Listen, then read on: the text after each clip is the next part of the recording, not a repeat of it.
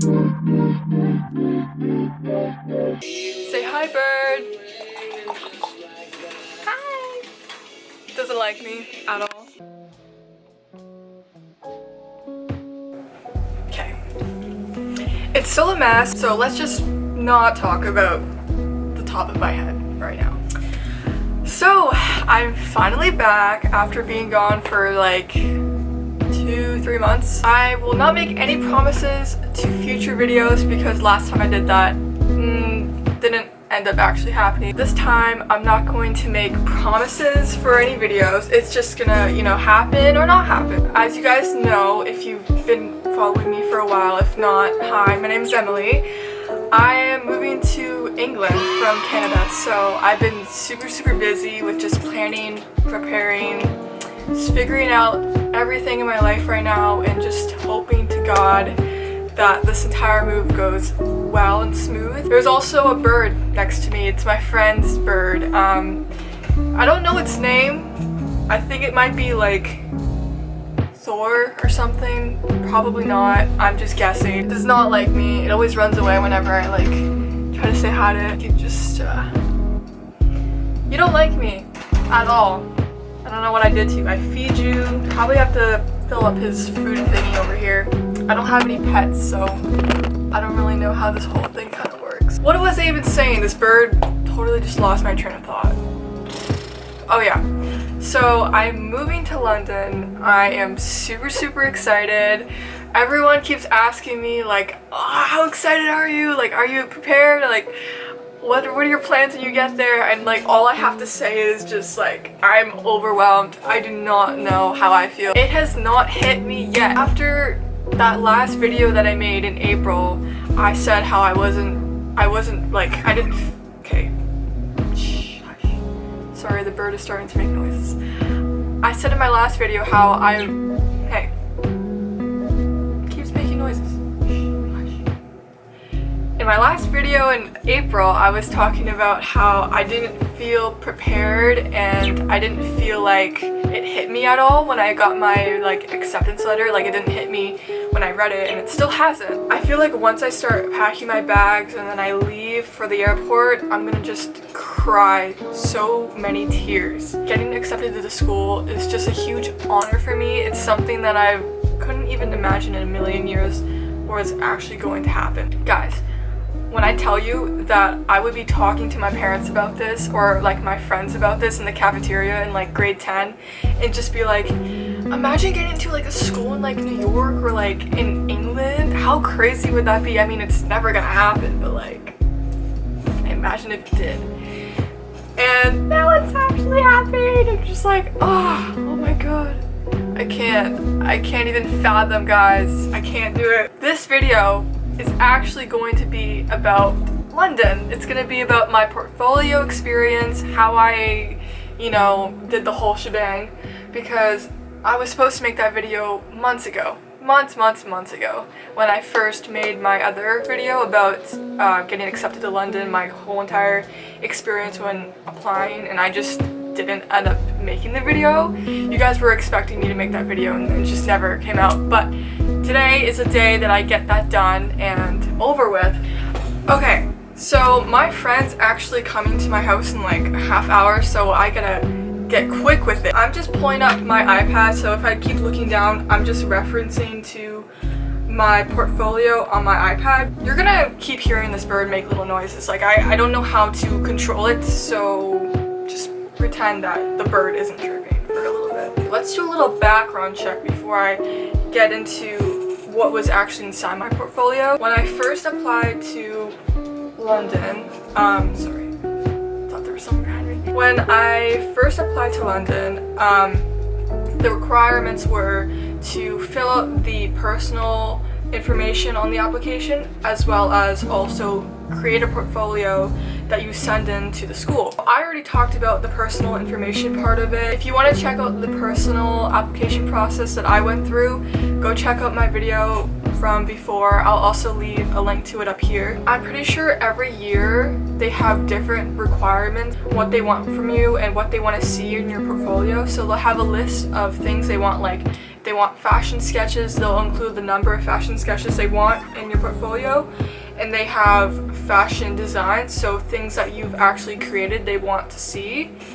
And they also have like the mood board and the inspiration behind the things that you've created. From my experience and what I was told, what they really want to see is they want to see the process behind your creations. If you're going to include anything, make sure that you make the focal point of your entire portfolio about what really went through like your inspiration process, your entire design process. They want to see the different alterations and renderings that you've done to create your final piece, because they are really interested into your design process. They really want to see what's behind your mind and your thinking, and they want to try to put themselves in your shoes to see what kind of designs that you created through whatever you got your inspiration from. Along with the interview, I'm going to talk about my experience when I was asked to do an interview. I think a lot of people have a lot of questions, a lot of concerns, whether or not the interview is something that you should be really scared about. For me, I had about a 45-minute call with, I think it was like the dean of the school. I forget who it was, but she was some sort of like the head office professor. She was really sweet though. I was expecting her to be super judgmental and just like really intimidating. She ended up coming off as like a super warm and relaxed person. Like I didn't feel like I was talking to like the dean of the school. I would not be afraid going in because it's more of a conversation rather than, you know, like an interrogation. And she'd just go through my portfolio with me and she would just point out different things like, oh, what was your inspiration behind this? Or who inspired you? Why do you want to go to our school? What was your thinking behind this piece? It's just basically questions like that she'd ask me. I think I covered most of the experience I had. If you guys have any more questions, just like leave it down in the comment section or just message me on Instagram. So my first picture, as I said, was my mood board and inspiration. So what I did is I just took a blank piece of paper, or you can just take a blank piece of paper if you don't have something digital to complete everything in. You can just take a blank piece of paper. You can take some old magazines and just cut out different pictures from that magazine paper into a collage. It can just be a collage of different architecture pieces. It can be textures. It can be animals. Like, it doesn't have to be clothing, you know what I mean? My second piece is the designs I've created off of my collage. I made the mistake of not including enough sketches. If I had to redo this, I would probably include 3 more sketches from this collage so they have more of a variety to look at, you know, from what I've created from just one picture. My second picture that I have here is another mood board. This one is a little bit more, I'd say, creative, just because it's not just fashion. It's colors, it's shoes, it's lace, it's textures, it's anything and everything that really gets your inspiration flowing. After that, I have my designs that I've created from the mood board.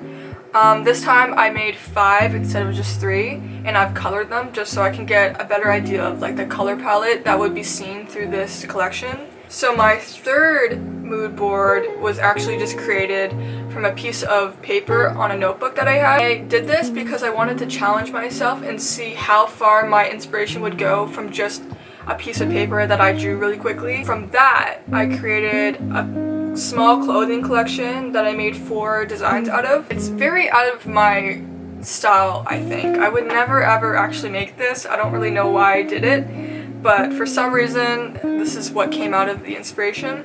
My 4th design that I made, I just included a sketch that I did because this was from a really long time ago. And if some of you remember, this is the dress that I ended up sending to Ellie's either. This is the actual sketch I made before making the dress. I really was reminded by just summer in Italy. Something about Italy and the clothing that they wear in the summer is just so beautiful. It makes me think of like cottage core style, if that makes sense. There's a lot of ruffles, there's a lot of detail, a lot of really cute dainty flower patterns. And the second picture I have here is of the actual dress that I made, and as you can see, I added the ruffles from the last sketch into the dress, and I made sure that it was super strappy because I am in love with just strappy dresses and backless dresses. I think that they're so elegant and so beautiful. For this one, I only created a mood board. I didn't create any fashion sketches. This one I showed a lot of shapes, a lot of organic shapes,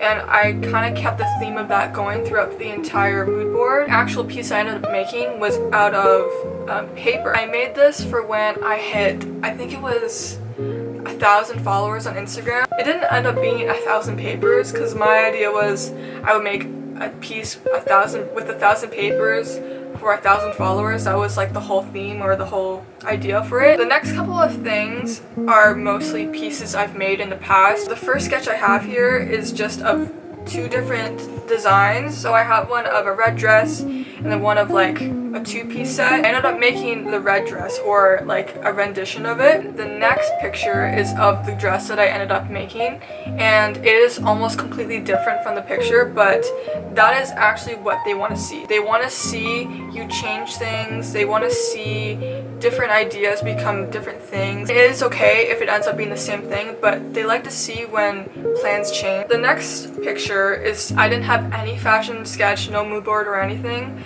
but I ended up including it because I was pretty proud of the execution and how it ended up turning out. It took really long to make, but it ended up turning out really well, and I thought I'd include it because of the detail that went into making it. After I made the pajama top, my next slide that I included is my patterns that I had for the top. I didn't include any patterns in this portfolio except for this, and I felt like if I included at least one, they'd like to see that. So I included this blazer that I made. It was around the same time that I made that gold silk dress. I really like how this turned out as well because it was my first ever blazer I've ever made, and I was super proud of the lapel. I included my sketch design right beside it, which you don't really usually do. You usually keep those things separate. And then my next picture is the inspiration that went behind making the pajama top. I made sure to include different lapels, different crochet designs. My initial thought that I would make just a laced lapel, but then I wanted to go a little bit more traditional.